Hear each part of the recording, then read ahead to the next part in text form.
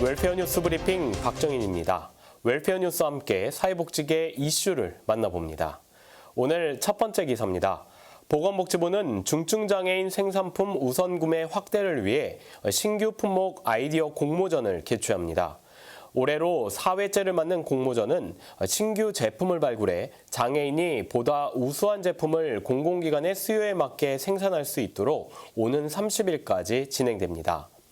공모전은 공공기관 수요가 높으면서도 장애인이 생산 가능한 제품을 발굴하려는 목적으로 공공기관과 전 국민 누구나 참여 가능합니다. 제안된 제품은 시장성, 실현 가능성, 적합성 등을 평가해 5개 품목을 선정해 8월 중 발표할 예정이며 이 수상자에게는 총 500만 원의 상금이 지급될 예정입니다. 한편 신청 방법과 절차에 대한 자세한 사항은 한국장애인개발원 홈페이지에서 확인할 수 있습니다. 다음 뉴스입니다. 지난 3월부터 경기도는 70세 이상 노인과 등록 장애인에게 도내 프로스포츠단 18곳의 홈경기 관람 시 현장 할인을 통해 관람료의 75%를 지원하는 기회 경기 관람권을 추진해 왔는데요. 경기도가 이달부터 기회경기 관람권 혜택 대상을 기존 70세 이상 노인과 장애인에서 동반 1인까지로 확대합니다. 종목별 개막 일정에 따라 축구는 3월, 야구는 4월부터 시행 중이며 농구와 배구는 오는 10월부터 구매할 수 있습니다. 다음 뉴스입니다. 한국장애인고용공단 임직원으로 구성된 디딤돌이 봉사단이 굿윌 스토어에 재활용품을 기증했다는 소식입니다. 공단은 지난 2015년부터 전 직원이 참여하는 사회공헌 활동으로 사용하지 않은 자원을 순환하고 장애인 일자리 창출에 기여하고 있습니다. 한편 이번 캠페인으로 수집된 물품은 굿윌 스토어에서 상품화 작업을 거친 후 전국 매장에서 고객들에게 재판매되고 수익금은 장애인 자립 지원에 사용될 예정입니다. 다음 뉴스입니다. 장애인 기업 종합지원센터가 기업별 수출 컨설팅을 제공하는 2023년 장애인 기업 무역 전략 컨설팅 참여 기업을 오는 23일까지 모집합니다. 센터는 근본 컨설팅에서 수출입 절차와 무역계약 대금 결제, 무역 운송과 수출입 통관 등에 관한 1:1 자문을 지원합니다. 사업 종료 시까지 장애인 기업 확인서 기간이 유효한 기업이라면 누구나 신청 가능하며 컨설팅 신청 방법은 센터 홈페이지에서 확인할 수 있습니다. 더 자세한 뉴스는 장애인 신문과 웰페어 뉴스 홈페이지를 통해 확인할 수 있습니다. 시청자 여러분 안녕하십니까? WBC 복지TV 뉴스 24입니다. 서울시와 장애인 복지 전문 채널 WBC 복지TV에 장애인 미디어 크리에이터 양성 교육이 시작됐습니다. 방송 전문가의 꿈을 이루기 위해 첫 발을 내딘 교육생들과 꿈의 동행에 함께하는 이들을 한자리에서 만나볼 수 있었는데요. 개강식 현장으로 함께 가보시죠.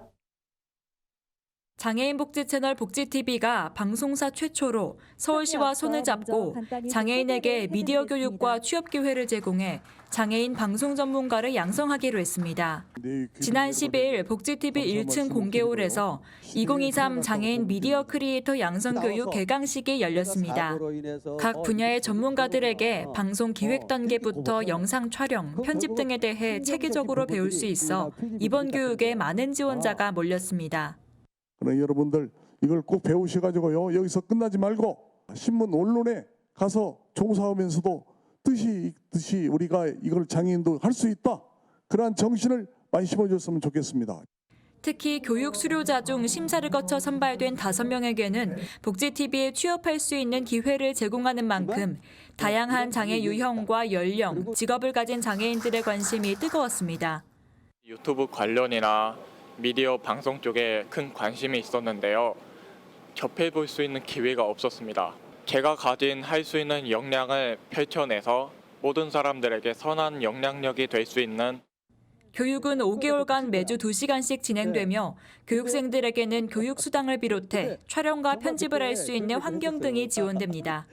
이번 교육을 통해 다양한 콘텐츠를 생산하는 장애인 방송 전문가로서의 기회를 제공해 서울시가 강조하는 약자와의 동행을 구현하겠다는 취지입니다.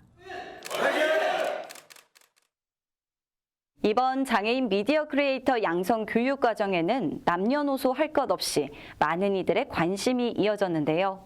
5개월간 이어지는 대장정의 서막에서 교육생들의 높은 기대감을 엿볼 수 있었습니다. 장애인 방송 전문가를 양성하기 위한 2023 장애인 미디어 크리에이터 양성 교육에 많은 관심과 기대가 모였습니다. 개강식에 참여한 교육생들은 자신의 꿈을 펼치겠다며 의지를 다졌습니다. 기대되고요. 교육 받게 돼서 기대되고요. 방송 쪽에도 관심이 있어가지고 연예인들, 제가 섭외된 연예인들도 있어요. 그래서 그분들한테도 한번 인터뷰를 물어보고 싶고, 취약계층이나 장애인 당사자들의 삶의 질을 향상시키기 위해서 어떤 유튜브 영상 상에서 이런 훌륭한 역량을 강화하여 역량 강화를 해서 사회복지에 또 기여하는 또 방송인의 한 사람으로 성장하고 싶습니다. 늦었다고 할 때가 좀 그래도 뭐 빠르다고 하니까 열심히 한번 배워볼 생각입니다. 그래서 또 저희 그 가족들이나 딸에게도 뭔가 이렇게 좋은 모습을 보여주는 엄마가 되고 싶습니다. 청각 장애인으로서 이제 수어를 쓰는 사람들과 구어를 쓰는 사람들과 서로 존중할 수 있는 복지TV로 한번 활동해 보면 좋을 것 같고, 많은 거를 배우면 더 좋은 경험이 될 것 같아서 각자 부푼 기대와 설렘을 가지고 첫발을 디딘 교육생들이 이번 교육을 통해 장애인 방송 전문가로 성장하길 기대해 봅니다. 복지TV 뉴스 최유라입니다. 부산에서 서울까지 한국장애인 노동조합 총연맹이 국토종단에 나섰습니다. 국민기초생활보장법 개정을 촉구하기 위함인데요. 지난 7일 부산에서 시작된 국토종단은 오는 19일 서울 국회 앞에서 막을 내릴 예정입니다. 최유라 기자가 전해드립니다.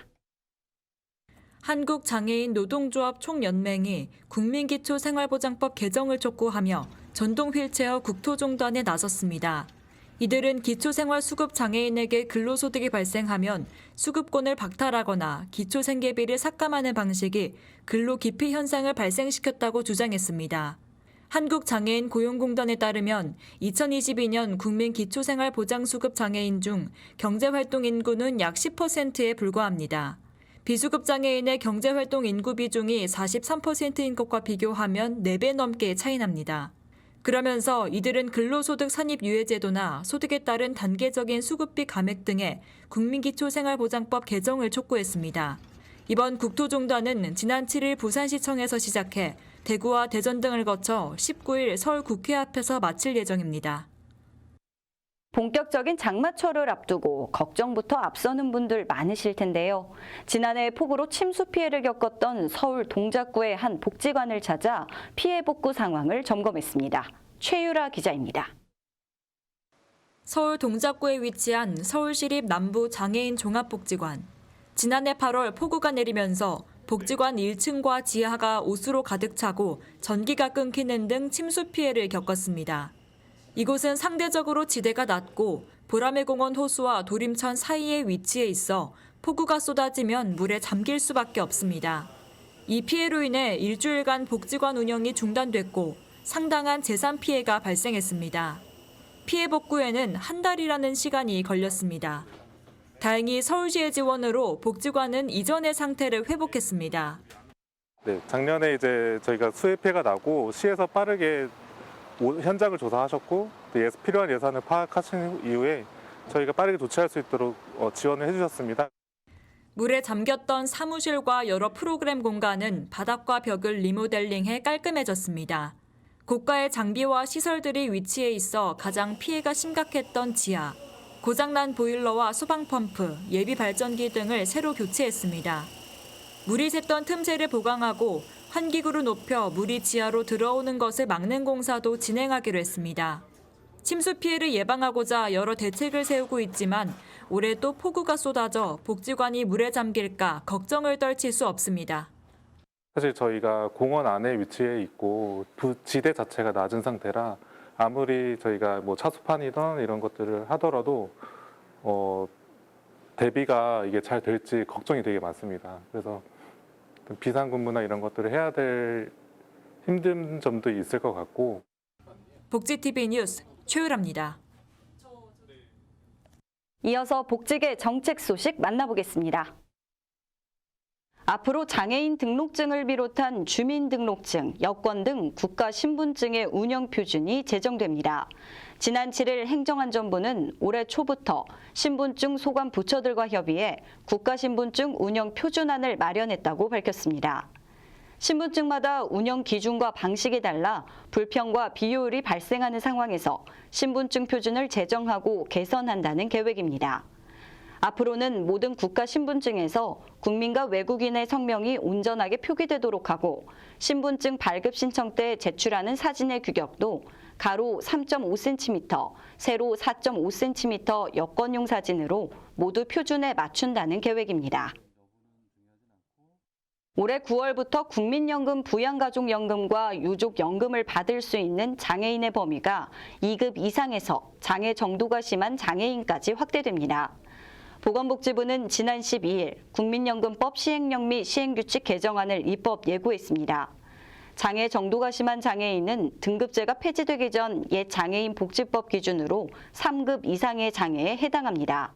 이번 대상 확대로 올해 기준 부양가족연금은 4만 3천 명, 유족연금은 3,500여 명가량이 더 혜택을 볼 수 있을 것이라고 국회 예산정책처는 추계한 바 있습니다.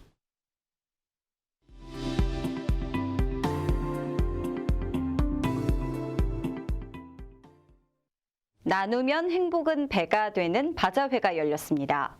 서울 서초 일동에서 주민들과 관내 여러 업체들이 기부하고 후원하고 나눔의 의미를 되새기는 시간을 보냈는데요.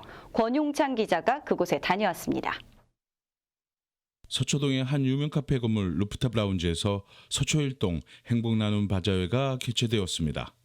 경제적으로 어려운 지역 주민들을 위한 자선 행사입니다. 저소득층을 발굴하다 보니 옷조차 없는 이제 그런 분들이 계셔서 바자회를 통해서 차라리 기금을 모아서 그분들한테 좀 다가도록 옷뿐만 아니라 긴급하신 분들한테 좀 지원도 해드리고.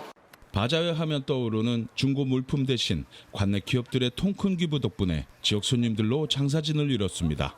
관내에 있는 화장품 업체라든가 의류업체라든가 기타 이제 여러 업체들이 협조해 주신 물건들이라 쓰던 물건은 아니고 전부 신제품, 품제습니다. 일본 온라인 판매 1위를 기록한 미용 제품은 매진 사태로 물량을 다시 채워넣는 진풍경이 벌어지기도 했습니다. 10년 이상 회사를 하면서 서초 국민들과 이렇게 좋은 제품을 가지고 만날 수 있는 기회가 잘 없었는데 오늘 정말로 많은 것을 느꼈던 행복 나눔 바자회였던 것 같습니다. 꾸준히 일마다 취하는 자원봉사자들의 값진 노고와 평소 지역 주민들을 위해 무료 마켓이나 특별 이벤트를 제공해온 카페 측의 배려와 후원으로 가능했던 행사입니다. 남는 것은 어려운 이웃도 없고 또 이렇게 공간까지 빌려주는 앞으로 이런 기회가 자주 있었으면 좋겠습니다. 이런 마을 공동체 행사를 통해서 지역사회 주민들 간의 유대감도 높아지는 측면에서 저는 일석이조 효과가 있다고 생각합니다. 목표치를 훌쩍 넘긴 이번 바자회는 지속적인 나눔 행사의 가능성을 마련해 주었습니다.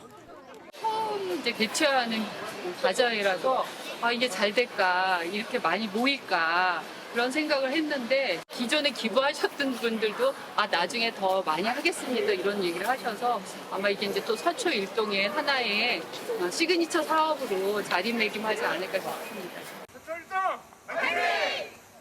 복지TV 뉴스 권용찬입니다.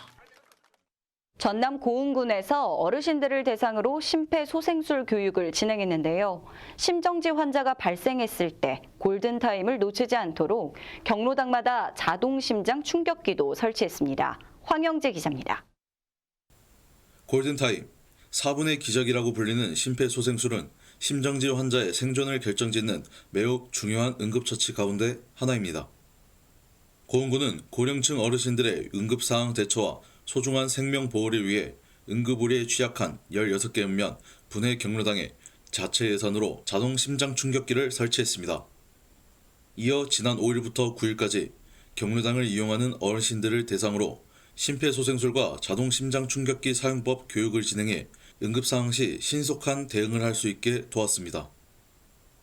주변에서 심폐소생술을 익히신 분들이 적극적으로 나서가지고 생명을 구했다는 그런 사례들을 보면 심정지는 연령이 증가할수록 발생률도 올라가지만 학생이나 일반 성인과 달리 심폐소생술 교육 기회가 적은 어르신들을 위해 고흥군은 경로당 자동 심장 충격기 설치와 찾아가는 교육 제공으로 고령층 응급상황 대처 향상에 기여했습니다.